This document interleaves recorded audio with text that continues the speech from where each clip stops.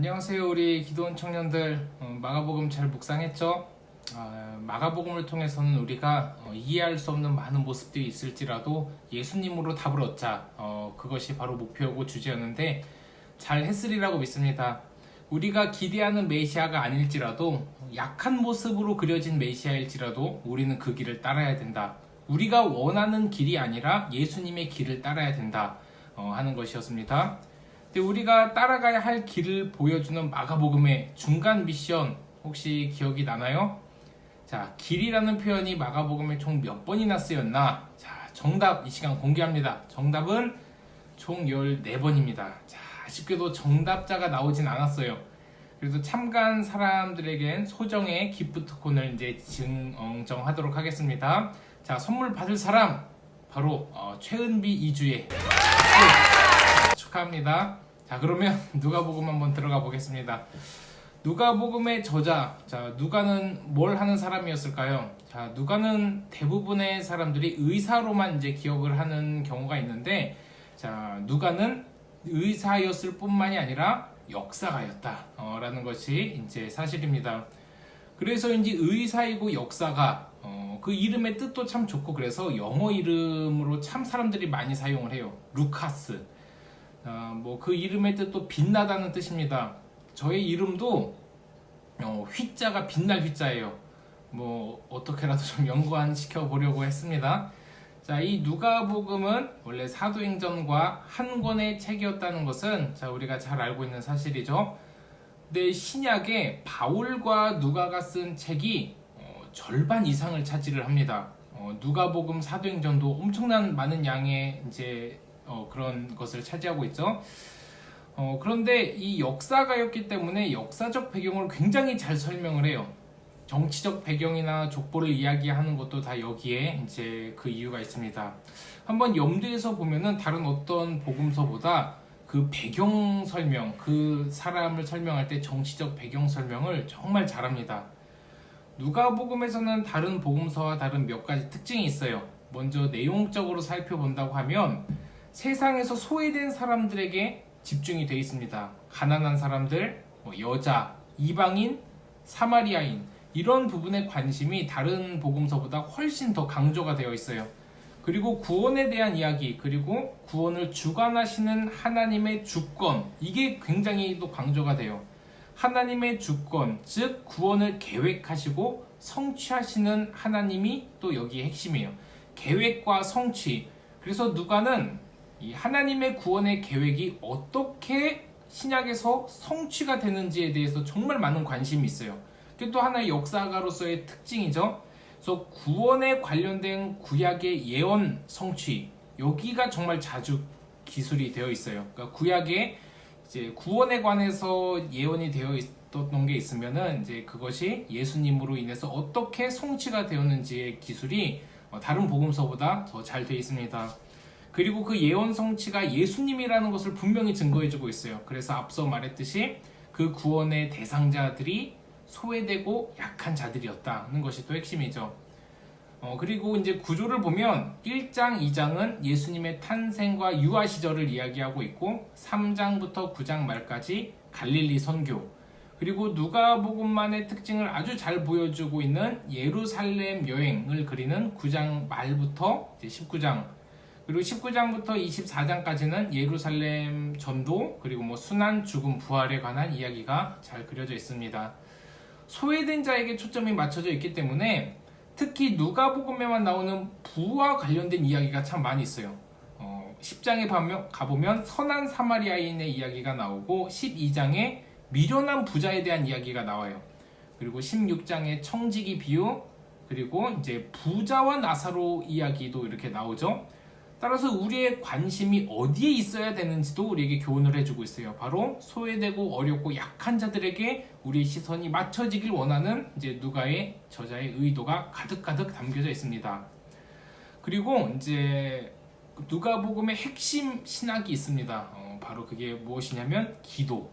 자, 누가는 기도를 정말 많이 강조를 해요. 다른 복음서도 물론 기도에 대한 큰 강조점이 있지만 누가복음은 굉장히 상세한 예수님의 기도관을 보여주고 있어요.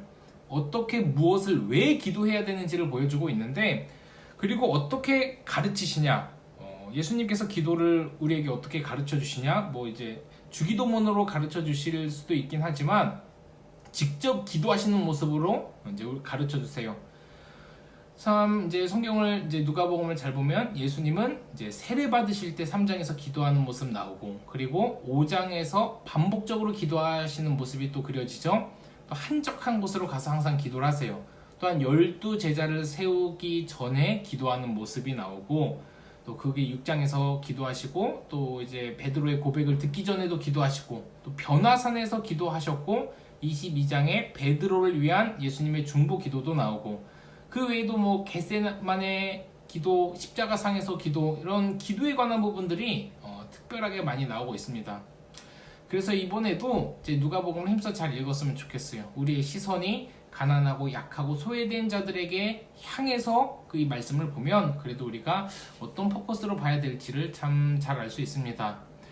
그리고 또 이제 역사가로서 그 배경도 이제 잘 봐야 되고, 또 누가복음의 핵심 신학, 기도를 어떻게 해야 되나, 예수님이 어떻게 기도를 하셨냐, 친히 기도로 본을 보여주신 예수님을 봤으면 좋겠습니다.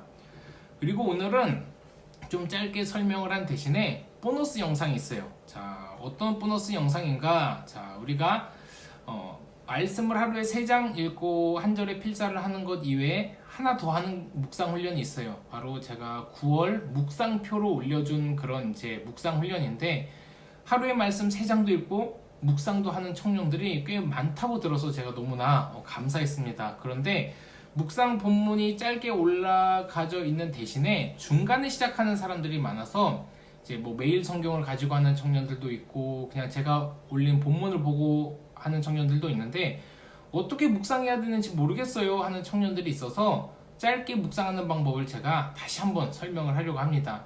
뭐 올해 초도 했고 작년 초에도 잠깐 제가 그 묵상 강의로 이제 우리 리더들을 대상으로 하긴 했었는데, 자, 잘 이제 듣고 이대로 한번 묵상을 해봤으면 좋겠어요. 자, 먼저 말씀 읽기 전에 첫 번째로 해야 될 게 무엇이냐? 자, 묵상 노트를 한번 딱 펴시고, 이제 이런 묵상 노트 이제 펴시고, 그리고 성경책을 펴시고, 그 말씀의 본문을 들고 펴고 가장 먼저 해야 될 게 기도예요. 성령님께 말씀을 깨닫는 은혜를 달라고 반드시 기도를 하고 시작을 해야 돼요. 궁극적으로 성경을 깨닫는 것은 우리의 이성이 아니라 성령의 역사예요.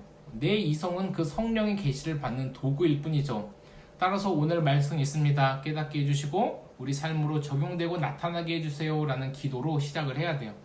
말씀을 읽는데 기도하지 않는다, 성령의 역사를 구하지 않는다, 굉장히 좀 안 맞는 이야기입니다. 그리고 첫 번째 기도를 했으면 이제 이 묵상 본문을 최소한 3번 이상은 읽습니다. 3장을 읽는 게 아니라 이제 이 묵상 본문은 한 주제 한 단락으로 있기 때문에 3번 읽는데 큰 부담은 없을 거예요. 그래서 실제 우리가 잘 아는 말씀이라고 할지라도 분명히 놓치는 부분이 있거든요. 그래서 3번은 읽어야 우리가 놓치지 않고 잘 읽을 수 있기 때문에 3번 정도는 읽는 것을 추천을 합니다. 그리고 3번째로 해야 될 게 뭐냐? 이제는 묵상 노트를 펴서 적는 거예요. 이제 기도했죠. 그리고 말씀을 본문 정해진 거 3번 읽었어요. 그 다음에 1번 하고 해야 될 게 뭐냐면 하나님의 성품은 무엇인가? 라고 하면서 하나님의 성품을 찾는 거예요. 그래서 하나님의 성품을 찾는데 하나님이 어떤 분이신가를 내가 말씀을 통해서 캐치를 하는 거예요. 우리가 평생에 걸쳐서 해야 될 일이 무엇이라고 제가 언제 설교 시간에 가장 강조를 하죠? 바로 하나님이 어떤 분인가를 평생에 걸쳐 찾아야 되는 게 우리의 사명이고, 그것이 성공이라고 참 많이 이야기를 했어요. 하나님은 어떤 분이신가? 이 말씀을 통해서 보여주는 하나님은 나에게 어떤 분이신가? 그리고 뭐 나한테 지금 무엇을 원하시는가? 이런 것들을 매일 찾아야 되죠. 그래서 특히 이 부분에서는 되도록 사랑의 하나님, 진노의 하나님, 뭐 이런 쪽으로 간단하게만 찾아도 돼요. 하나님의 성품. 그러니까 하나님은 누구인가를 날마다 찾아야 나를 알 수 있어요. 내가 하나님의 성품으로 지어졌기 때문에 나를 알지도 못하면서 어떻게 우리가 또 세상을 살아가겠어요. 나를 가장 잘 아는 방법은 나를 지으신 하나님의 성품을 아는 것이다. 자, 그리고 그 다음으로 2번 쓰고 하나님의 마음은, 이렇게 해서 하나님의 마음을 찾아보는 거예요. 그래서 하나님의 마음과 재난 문자가 와가지고 영상이 끊겼어요. 그래도 영상 잘 편집해서 넣도록 하겠습니다. 자, 이제 하나님의 마음을 찾았어요. 이제 하나님의 마음을 찾고 나서 우리가 마지막으로 해야 될 게 이제 적용과 기도예요. 적용과 기도를 한 후에 이제 기도는 내가 수기로 좀 써줬으면 좋겠어요. 하나님, 나 오늘 이렇게 말씀 묵상했습니다. 이렇게 앞으로 살아가겠습니다. 라고 이렇게 해줬으면 좋겠어요. 추가로 제가 우리 청년 때 썼던 묵상 노트, 이제 앞에도 보여줬지만 이거를 한번 제가 보여준 이유가 이게 지금 저한테 가장 큰 보물이에요. 25살 때 2008년도 때 쓴 건데 다 이렇게 썼는데 이게 정말 아직도 저에게 영감을 주고 너무나 또 좋아요. 뭐 디도서, 뭐 거짓이 없으신 하나님 뭐 이렇게 하고 뭐 하나님의 관심이 어딨냐 전도에 있다 뭐 이런 말씀도 묵상을 했는데 우리 청년들 다 말씀 묵상 잘 해가지고 승리했으면 좋겠습니다. 자, 재난 문자가 와서 잠깐 끊겼는데 자 이제 마무리 하겠습니다. 누가복음 잘 읽고 그래서 묵상도 승리하는 우리 청년들 되었으면 좋겠어요. 우리 이제 요한복음 때 또 만납시다. 화이팅!